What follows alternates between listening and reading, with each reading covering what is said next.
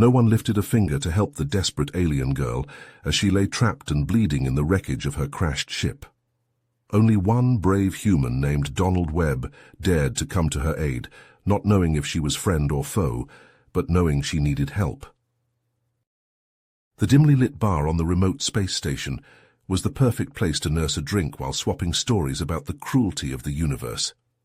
Klingon warriors Krang and Morath huddled in a dark corner booth, sipping blood wine and muttering about the latest indignities endured by their proud race. Morath stared into his mug, his heavy brow knitted in thought. Krang eyed his companion, noting the younger warrior's brooding expression. "Out with it, Morath," Krang grunted. "What's eating you?" Morath sighed. "You remember the girl Ilara, the one who crashed on Earth?" Krang nodded. "The High Council forbid any rescue attempts, said it would make us look weak." "Exactly," Morath spat. "A mere child, the only survivor, trapped alone on an alien world, and we did nothing." He slammed his fist on the table, sloshing crimson liquid onto the scarred metal surface. If the humans hadn't taken her in, she would have died there, cold and alone. Krang shook his head in disgust. "It's a disgrace. What kind of warriors abandon a helpless child to fend for herself among aliens?" Morath leaned forward, his eyes glinting in the low light. "That's not the worst of it. I heard a rumor." He glanced around furtively before continuing in a low voice. "They say the humans who saved her aren't content to just send her home. They're planning something, Krang. Something big." Krang's eyes narrowed. "Like what?" Morath shrugged. "I don't know, but if the humans use this to strike at the heart of the Empire, the dishonor will be on all our heads." The two Klingons fell silent, the weight of their race's failings hanging heavy in the air. In that dingy bar, parsecs from the crash site and light years from the machinations of power, they could only imagine what one human's act of compassion might unleash. Morath continues his account. Webb didn't stop there. As Ilara grew stronger, he realized she needed more than just physical healing. She was traumatized, ripped away from everything she knew, so he started teaching her about Klingon culture, as much as he could piece together from our language and customs. Krang leans forward, intrigued. "A human teaching a Klingon about our ways, how is that possible?" Apparently Webb had encountered Klingons before, during his time as a soldier. He had gained a respect for our people, even as he fought against us. He used that knowledge to help Ilara feel connected to her heritage, even so far from home. Krang shakes his head, amazed. "I still can't believe he would go to such lengths for a child not of his kind, especially one who would be seen as an enemy by his people." Morath nods. "That's the thing about this human. He didn't see an enemy, he saw a child in need, and he had the courage to do what was right, even if it meant risking his own safety and going against his government's wishes." "Incredible," Krang mutters. "To think a human showing more honor than our own people in this matter. It's a shame upon us all." Morath sighs. "Indeed. But there's more to the story. As Ilara grew into a young warrior under Webb's tutelage, whispers of her presence began to spread. Some saw her as a potential threat, others as an opportunity. It was only a matter of time before someone acted on those rumors." Krang's eyes widen. "What do you mean? Who acted?" Morath leans in closer, his voice dropping to a whisper. "That's the thing, it wasn't the humans who made the first move, it was—" Krang raises an eyebrow. "What do you mean? Did something else happen with the human and Ilara?" Morath nods, taking another swig of his drink. As the bird of prey descended to retrieve Ilara, Donald Webb insisted on coming aboard to ensure her safe return. The Klingons were wary of allowing a human onto their ship, but they respected his courage and dedication to Ilara's well-being. "He actually boarded a Klingon vessel?" Krang asks incredulously. "That's unheard of for a human." "Indeed," Morath agrees, but Donald Webb was no ordinary human. He stood tall and proud among the Klingon warriors, not showing a hint of fear. He spoke to them in their own language, explaining how he had cared for Ilara and helped her maintain her Klingon heritage. Krang leans back, impressed. "A human who speaks our language and understands our ways, that's rare." Morath continues. The Klingons were so impressed by Donald Webb's honor and bravery that they invited him to accompany Alara back to Kronos. They wanted to present him to the High Council as an example of a true ally and friend to the Klingon Empire. Krang's eyes widen. A human honored by the High Council. That's never happened before. And that's not all, Morath says, leaning in closer. When they arrived on Kronos, Alara was welcomed back as a hero. She had survived against all odds and returned stronger than ever, and Donald Webb was hailed as a true warrior, a man of honor who had risked everything to protect and nurture a Klingon child. Krang shakes his head in amazement. Incredible. To think a human could earn such respect from our people. Morath nods.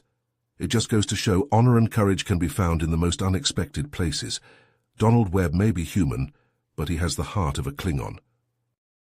The two warriors sit in silence for a moment, contemplating the extraordinary tale. A human and a Klingon brought together by fate and bound by honor. It was a story that would be told for generations, a testament to the power of compassion and the strength of the warrior spirit. Krang finally speaks. So what happened next? Did Donald Webb stay on Kronos? Morath leans back, taking another sip of his drink before continuing. From what I heard, Donald Webb became something of a legend among the Klingons.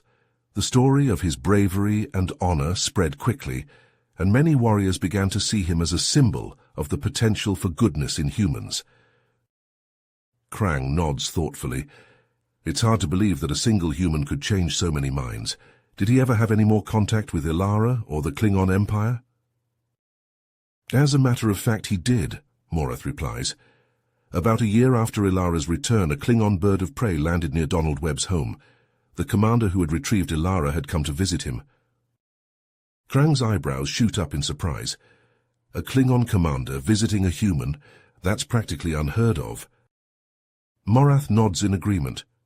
Indeed, but this was no ordinary visit. The commander brought with him a gift, a bat'leth, forged specifically for Donald Webb. It was a token of gratitude and respect from the Klingon High Council.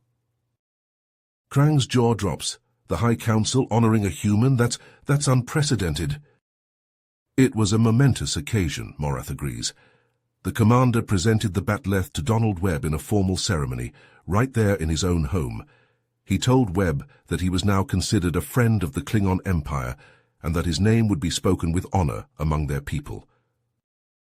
Krang shakes his head in disbelief. A human, a friend of the Empire. I never thought I'd see the day. Morath smiles. It just goes to show that honor and courage know no boundaries. Donald Webb may have been born human, but he had the heart of a true Klingon warrior. The two Klingons sit in silence for a moment, contemplating the incredible story they've just shared. The din of the bar seems to fade away as they reflect on the profound impact one human's actions had on their people. You know, Krang says finally, stories like this give me hope. Hope that maybe one day our people and the humans can find a way to coexist peacefully. If more humans were like Donald Webb, and more Klingons were willing to see the honor in others, who knows what we could achieve? Morath nods solemnly. Indeed, it's a lesson we could all stand to learn.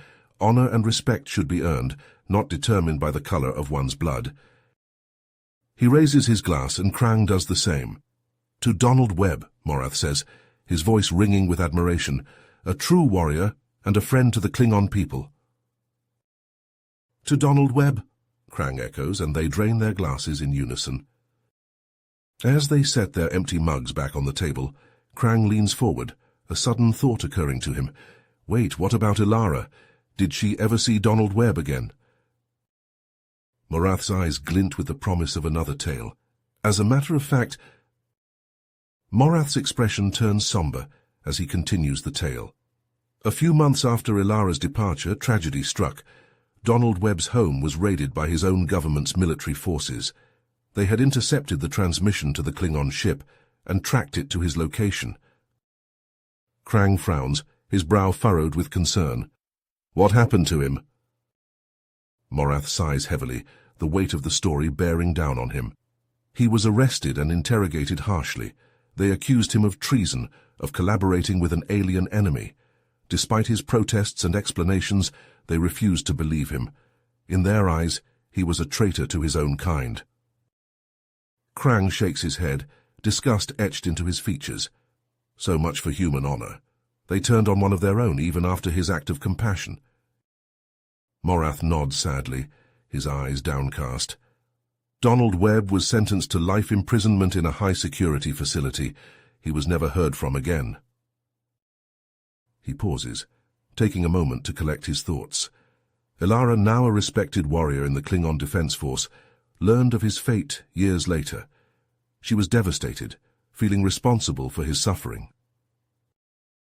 Krang slams his fist on the table, the sound echoing through the bar. If only we had known sooner. We could have intervened, demanded his release. Morath raises a hand, a gesture of resignation. It was too late, the damage was done, but Ilara never forgot him. He leans forward, his voice low and earnest. She petitioned the High Council to honor Donald Webb as a friend of the Klingon Empire, to recognize his bravery and sacrifice. It was a small gesture, but it ensured that his story would be remembered among our people, even if his own kind had forsaken him. The two Klingons sit in silence for a moment, the weight of the tale hanging heavy in the air. Finally, Krang raises his glass, his voice rough with emotion. To Donald Webb, a true warrior, no matter his species, may his story never be forgotten. Morath raises his glass in return, the crimson liquid sloshing against the sides. And to the strength of the human spirit, even in the face of adversity. Kapla! They drink deeply, the blood wine bitter on their tongues. The story of Donald Webb and Ilara had left an indelible mark on their hearts, a testament to the power of honor and compassion in a universe often devoid of both. As they set their glasses down, Krang leans back in his seat, a pensive look on his face. You know, this tale has me thinking. If a human like Donald Webb could show such courage and honor, perhaps there's hope for our peoples after all. Morath nods slowly, a glimmer of possibility in his eyes. Indeed. If we could find more like him, willing to look beyond the divisions of species and culture, imagine what we could achieve. Krang grunts in agreement, his mind turning over the implications. It won't be easy. There's a lot of bad blood between our peoples. But if we start with small steps, like honoring those who have shown true honor, regardless of their origin... He trails off, the idea taking root in his mind. Morath picks up the thread, his voice growing more animated. We could build bridges, forge alliances based on mutual respect and understanding. It would take time, but it's a path worth exploring. Krang nods, a fierce determination settling over his features. Then let us make it so. Let the story of Donald Webb and Ilara be the spark that ignites a new era of cooperation between our peoples. Let us seek out those who embody the true spirit of honor, no matter their species, and rally around them. Morath raises his glass once more, a toast to the future, to a new beginning forged in the fires of compassion and understanding. Kapla. Geipla, Krang echoes, and they drink once more, sealing their pact. As they set their glasses down, a new sense of purpose fills the air. The story of Donald Webb and Ilara had opened their eyes to a world of possibilities, a future where Klingons and humans could stand side by side as allies and friends. It would be a long and difficult road, fraught with challenges and obstacles, but in that moment, in the dimly lit bar on the edge of the quadrant, two Klingon warriors had found a glimmer of hope, a chance for a better tomorrow. And as they sat there contemplating the journey ahead, they knew one thing for certain: the tale of Donald Webb and Ilara would not be forgotten. It would be told and retold, passed down from generation to generation, a beacon of light in the darkness of space. For in the end, it was not the divisions of species or culture that defined them, but the content of their character, the strength of their honor, and the power of their compassion. And that they knew was a legacy worth fighting for. You have reached the end of the story. If you enjoyed this story and want to support us, please leave a like and subscribe to our channel, and for every comment that says 88, I will heart every single one of them. Thank you for your time.